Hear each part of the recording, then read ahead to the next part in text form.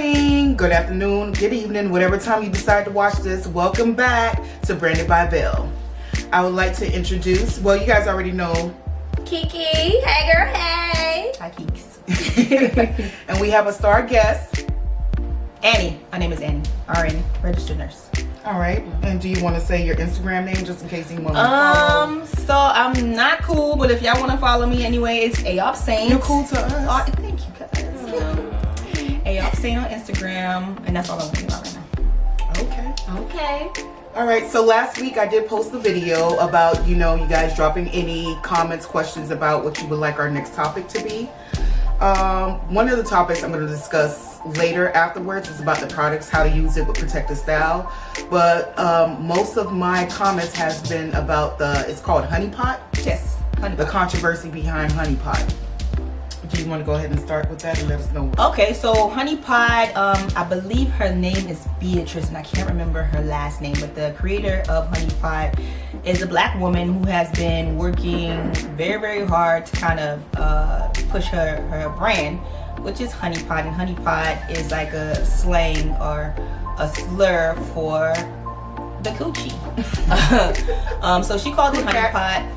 But she said, I remember reading that she said she came up with Honey Pot because she was constantly having like BV, which is like bacterial vaginosis. Which a lot of you girls do have. It's something that's common. Right. Very, very So don't common. feel bad or embarrassed about it. It's something your that's own very bacteria. common. But the fact that she said that she had it, I was like, whoa, because not too many people like to admit that. Mm-hmm. But she said she was having a lot of issues with having recurrent BV infections, and she couldn't figure out why.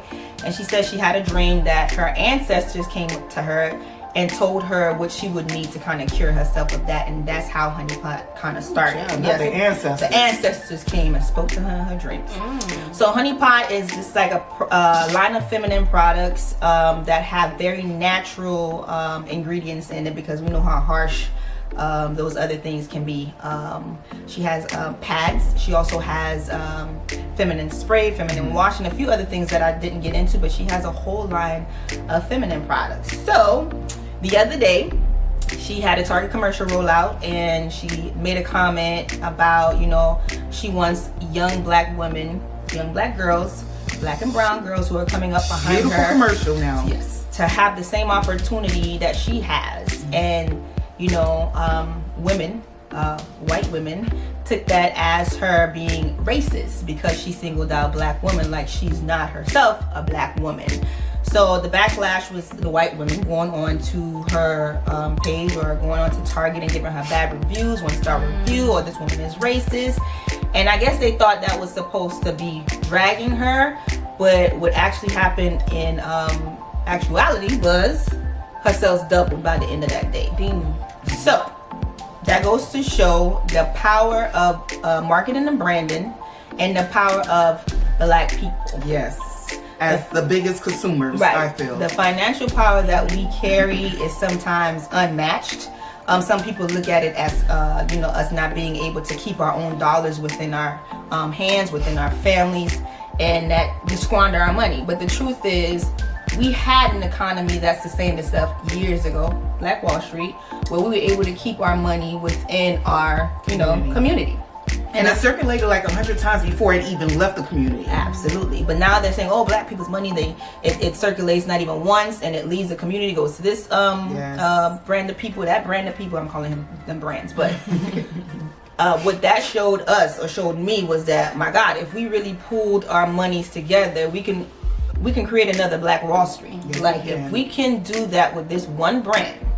And it's sad that it took that opportunity of them dragging her for us to come together. But I don't think that's the only time we did that, because I buy black consciously now myself.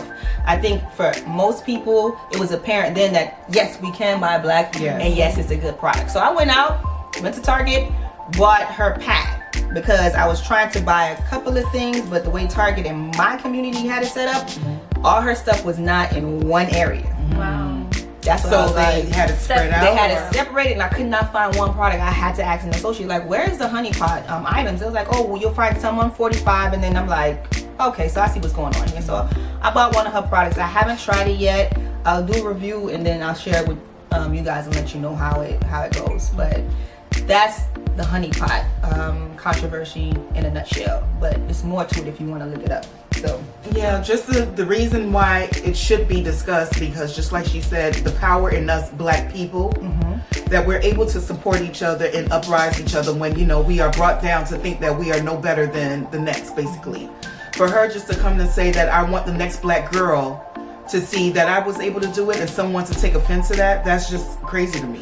I mean, the history of white women in general, and I don't want to make this about race, but it truly is about race. Always about race. There was always a separation between the white woman and the black woman. And we can get in deep into that, but this is not the time or the place, and y'all know me. It's gonna be a long video, yeah, So it didn't surprise me one bit, but what made me happy was that this lady sells double in price. And the truth is, it was not only black women. I see. It was also white women was like, we ain't with that. Yeah. And so they actually bought into it as well. It goes to show you that when you have pure intentions, nobody can actually come and ruin that for you. And I believe this lady had pure intentions. This lady is humble. This lady started out cleaning people's houses, and now her company is a multi-million-dollar company. And that's awesome. And that's awesome. And her products, the branding, the marketing looks perfect. So get your coochie right and tight. Yeah, right. Right and tight. Keep that BV away. Smelling gooey. So I smelled the pad. Like, I opened it up because, you know, I'm putting it on my period. I smelled it and I was like, oh shit, this smells really, really good. So one girl told me when I posted on my Instagram, she was like, don't be afraid when you put it on, because it has like mint and eucalyptus. You may feel a little cooling effect that makes you feel like you're burning, but it's not that. It's the ingredients that are already on the pad that's kind of helping. Okay, so you're gonna feel a little tingle. Yeah, it's a little tingle in the cooch. All right. Okay. Yeah, so I'm down with always. I was sick of always, but that was the only other option for me. So I hope this one works for me, but I'll let you guys know. And how awesome is that? We're getting more options other than always or tampons to use as well too. Okay. So I guess my whole entire point, well, not my point, but what caught me and captivated me about that moment was just to realize, like I said, that we have financial power. And financial power sometimes is what makes sense to this capitalist society. So if we can pool our wealth together, then we can be a powerful force. We don't necessarily have to, you know, like each other at the end of the day. I mean, we should, but if we can still pool our resources together and kind of buy from each other, we can create a dynamic community like Black Wall Street, which was in Tulsa, Oklahoma. Yes. So if you guys want to look that up and see how black people thrived when they pulled their resources together and bought within each other, and how that made this country so mad that they bombed us, then you'll understand why it's so important and powerful to just pool your resources and buy black. And I wonder why they left that out of the history book. They're trying to make a movie out of it, but let's see how far that goes. But yeah, you won't see that in your history books. So Black Wall Street. Black Wall Street, yeah. Always. And educate actually, yourself. the series on, I think it was HBO, The Watchmen. Which Regina King. The yes. Watchmen is based on the Black Wall Street, Right. which is a good series, which is not returning, that I'm so upset about. But you know why it's not returning, right? Yeah, It's a I know little- exactly a little why, too but real. that series is awesome. So if you guys can find it anywhere, watch it as So well Kiki, you too. never heard of Black Wall Street before, right? Never heard of. See? Never. Yeah, it's our generation coming up. I feel like needs to hear it even more because, yeah, it'll make sense to you guys. So read up on the Black Wall Street and also support my business as well. I'm black. All right. Well, I ain't saying nothing about freaking myself up, but we ain't got the time. No, we do. We got plenty of time. Yeah. So What time is it? I gotta go to work. It's 11 o'clock.